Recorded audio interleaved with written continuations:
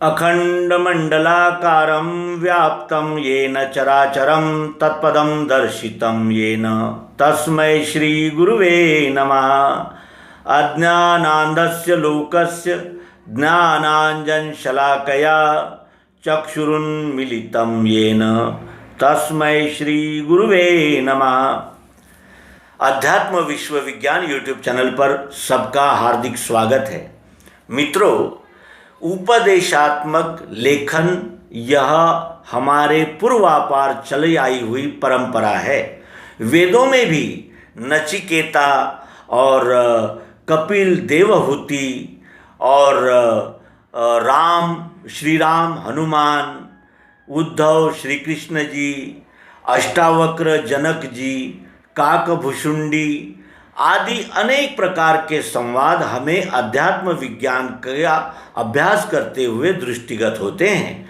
हम ये जानते हैं कि प्रश्नोत्तर और वाद विवाद संवाद करने से ही मनुष्य के शंकाओं का, संदेहों का शमन होता है।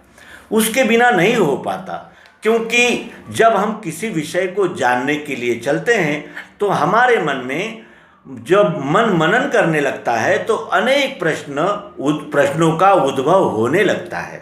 मन प्रश्न करता है, मन जानना चाहता है, और जब तक हम उन विषयों को नहीं जानते, तर्क नहीं करते, तब तक हमारा संपूर्ण समाधान भी नहीं हो पाता।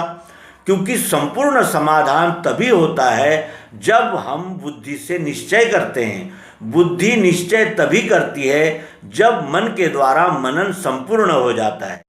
उसके अनंतर जो बुद्धि ने मान लिया है, यानी जो बुद्धि ने निश्चय किया है, जिस बात को बुद्धि ने संपूर्णतया आत्मसात कर लिया है, उसी को चित्त संग्रहित करता है।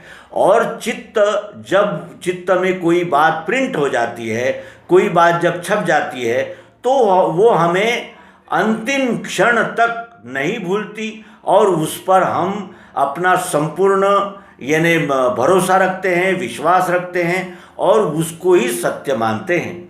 और वो सत्य माना हुआ जो चित्त में प्रिंट हुआ है, उसे अहंकार, जो व्यष्टि अहंकार है, जिसे मैं कहा जाता है, वो जीवात्मा स्वीकार करता है और फिर उसके उस निश्चय के अनुसार वर्तन कर्म होने लगते हैं।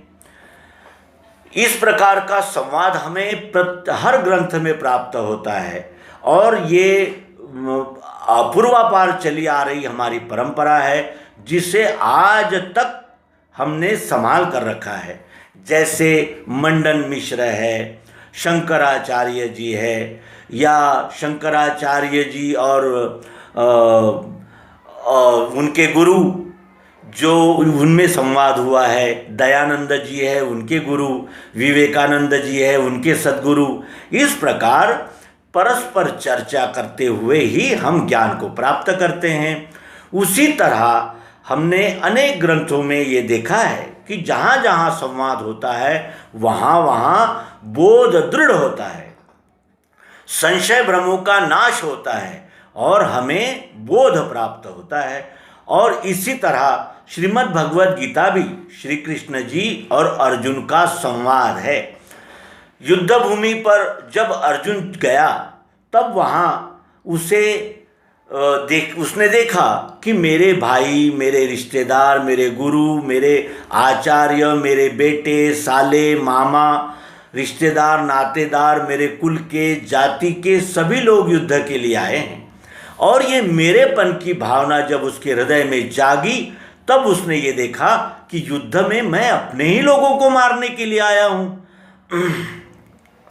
क्या मैं इतना बड़ा लालची हूँ कि राज्य के लिए अपने ही लोगों का नाश कर दूंगा? क्या मैं इतना यानी हिंसक हूँ, राक्षस हूँ, दानव हूँ, इतना बड़ा रक्तपात करूँगा? इस प्रकार सोचकर उसको मोह आवृत्त हो गया, वो मोहित हो गया। और मोह ही सभी दुखों की जननी है। उसका मोह हटाने के लिए भगवान श्री कृष्ण जी ने अर्जुन को बोध दिया और युद्ध भूमि पर श्री कृष्ण जी, अर्जुन और संजय जो रणवृत्त वाहक था, जिसकी ये जिम्मेदारी थी कि कि युद्ध भूमि पर जो कुछ भी घटनाएं होंगी वो व्यास जी को सुनाने का उसका कार्य था, उसका कर्तव्य था, उसकी ड्यूटी थी। इसलिए संजय भी वहाँ उपस्थित था और व्यास जी वो भी वहाँ स्वयं उपस्थित थे, क्योंकि यानी जो कृष्णद्वैपायन व्यास जी जो थे वो इस विश्व के सबसे महान इतिहासकार है। पुराणों के द्वारा और अनेक ग्रंथों का परिशीलन करके, अनेक ग्रंथों को ग्रथित करके उन्होंने इस भारतवर्ष का संपूर्ण इतिहास ग्रथित कर रखा है। और उस इतिहास को उन्होंने कुछ संकलन के द्वारा, कुछ जानकारी के द्वारा और कुछ प्रत्यक्ष आए हुए अनुभवों के द्वारा लिख रखा है। यह उनका कार्य हम मानव जाति पर अत्यंत उपकारी है और इस ऋण से इस विश्व का जो प्रबुद्ध मानव है वो कभी उत्तीर्ण नहीं हो सकता। क्यों?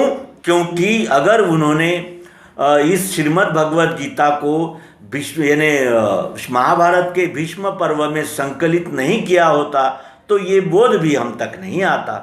इसीलिए हम इस अंक में अपने सभी उन महान आचार्यों, गुरुजनों, उपदेशकों का आभार व्यक्त करते हैं कि उनके ही पुण्य प्रताप से ये भीष्म पर्व में श्रीमद् भगवद गीता हम तक आई है। और इस श्रीमद् भगवद गीता के उपदेश को हृदयस्थ करके हम अपने सभी संशय, भ्रम, अज्ञान का निराकरण करेंगे और विश्वरूप परमात्मा को जानकर विश्वरूप ही होंगे। प्रश्न यह आया है कि अर्जुन ज्ञानी था, अज्ञानी था या विद्वान था या विज्ञानी था। तो यहाँ हम हर भूमिका से अर्जुन के चरित्र की ओर देखने का प्रयास करेंगे। क्या अर्जुन अज्ञानी था? अर्जुन कहता है कि मैंने असित, देवल, नारद इन्होंने जो कुछ कहा है, जो कुछ बताया है वो मैं जानता हूँ। इसका अर्थ यह है कि अर्जुन अभ्यासु था और अर्जुन जानता था इन सारी बातों को। यानी अर्जुन अज्ञानी नहीं था, अर्जुन ज्ञानी था। और ज्ञानी था इसका अर्थ यह है कि वो शब्द ज्ञानी था। जो कुछ भी उसने सुना हुआ था उसने यथामति यथा बुद्धि उस पर विश्वास रखा था। वो शब्दों में तो सब कुछ जानता था, लेकिन जब उन शब्दों में जाने हुए का अनुभव लेने का प्रत्यक्ष प्रसंग आया तो वो दिग्भ्रमित हो गया और मोहित हो गया। यहाँ से हमें ये शिक्षा मिलती है कि शब्द ज्ञान उस समय तक ही हमारा साथ देता है जब तक हम मान कर चलते हैं, लेकिन जब प्रसंग आता है, जब अनुभव हमारे आगे उपस्थित होता है तो सुनी सुनाई हुई बातों का कोई उपयोग नहीं होता। वहाँ केवल अनुभव ही हमारा मार्गदर्शक होता है। और इसीलिए अध्यात्म विज्ञान का महत्व है। उस ज्ञानी अर्जुन को मोह हुआ, तब भगवान श्री कृष्ण जी ने श्रीमद् भगवद गीता के 11वें अध्याय विश्वरूप दर्शन योग और उसके अनंतर 12वां अध्याय भक्ति योग, 13वां अध्याय क्षेत्रज्ञ योग, 14वां अध्याय गुणत्रय विभाग योग, 15वां अध्याय पुरुषोत्तम योग, 16वां अध्याय श्रद्धात्रय विभाग योग, 17वां अध्याय दैवासुर संपद विभाग योग और 18वां अध्याय मोक्ष संन्यास योग। इस तरह उसने विज्ञान को जाना, आत्मसात किया और उसको स्वीकार किया और तब कहीं जाकर अर्जुन युद्ध में उपस्थित हुआ।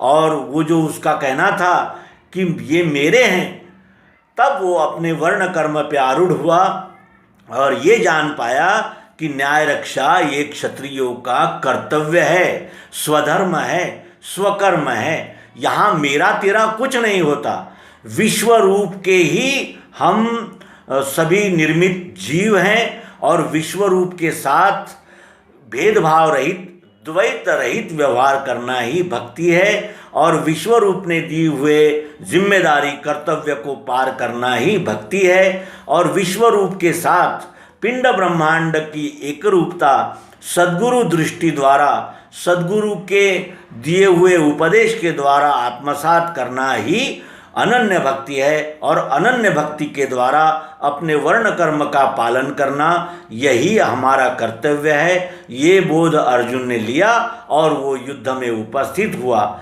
इस तरह ये अनमोल धन देने वाले कृष्ण द्वैपायन व्यास जी, जो मुनियों में सर्वश्रेष्ठ मननशील व्यक्ति थे, उनका हम इस अंक में आभार व्यक्त करते हैं। और उन्होंने जो ये श्रीमद् भगवद गीता का अद्भुत ज्ञान संकलित किया, इसके लिए उनके बारंबार उपकार स्मरण करते हैं। हम ऋणी हैं और इस अंक के द्वारा श्री व्यास जी को हम शतशाह कोटिशाह वंदन दंडवत करते हैं। नर्मदे हर सद्गुरु भगवान की।